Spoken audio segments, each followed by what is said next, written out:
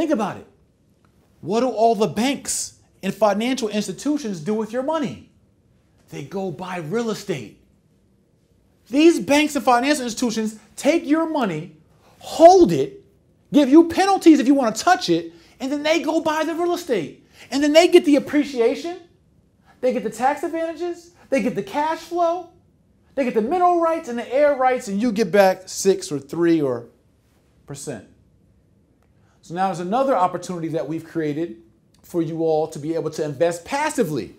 If you don't want to create a full real estate investing business, you don't want to get your LLC and start branding and send postcards and manage a team and take calls and negotiate with sellers, we created a vehicle, a government regulated vehicle, an SEC regulated and certified and approved vehicle called the Tulsa Real Estate Fund for you to invest in real estate passively.